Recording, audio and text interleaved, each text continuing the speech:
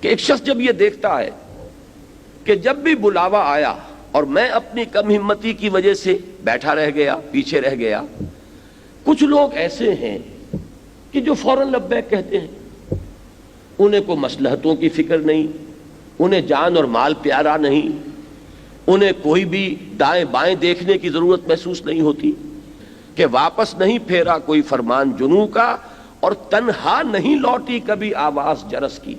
جب گھنٹہ بجتا ہے اور معلوم ہوا کہ اب کسی کام کا وقت آ گیا ہے، تو اس گھنٹے کی آواز جب ہم تک پہنچتی ہے تو وہ تنہا نہیں لوٹتی، ہمیں ساتھ لے کر جاتی ہے، ہم اس آواز کے ساتھ ہی پہنچتے ہیں۔ تو جو مومنین صادقین ہیں ان کا نقشہ تو یہی ہے کہ جب پکارا اللہ نے اور اس کے رسول نے حاضر لبیک۔ اس کا نتیجہ کیا نکلتا ہے کہ ان کے اندر اب ان لوگوں سے ایک دشمنی پیدا ہونی شروع ہو جاتی ہے۔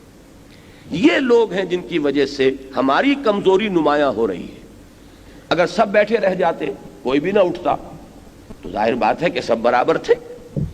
اب جب کچھ تو اٹھ گئے اور انہوں نے اپنے اس فرض کی پکار پر لبیک کہی، اور کچھ رہ گئے، تو یہ وہ چیز ہے کہ جس نے ہمیں نمایاں کیا اور ہمارے لیے یہ پوری توہین اور تذلیل کا سامان فراہم کیا۔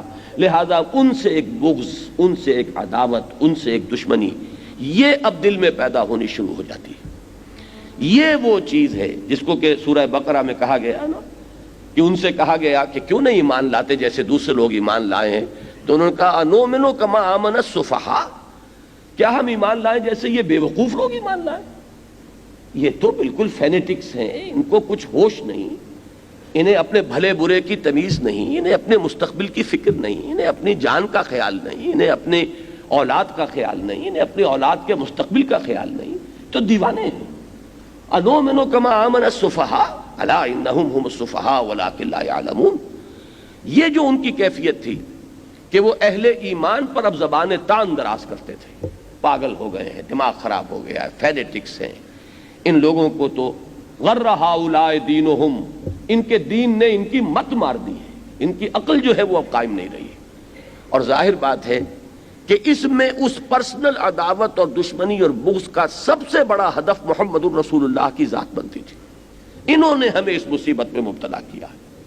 یہ ہے جن کی وجہ سے کہ ہماری یہ توہین و تذلیل ہوتی رہتی ہے۔ یہ ہے وہ نفاق کی وہ تیسری سٹیج کہ جہاں پہنچ کر پھر انجام اس کا وہ ہے کہ نبی اکرم صلی اللہ علیہ وسلم سے فرمایا گیا سورہ توبہ میں کہ اگر آپ ان کے لیے 70 مرتبہ بھی استغفار کریں گے تو اللہ ان کو معاف نہیں فرمائے گا۔ ان تستغفر لہم 70 مرۃ لن یغفر اللہ لہم۔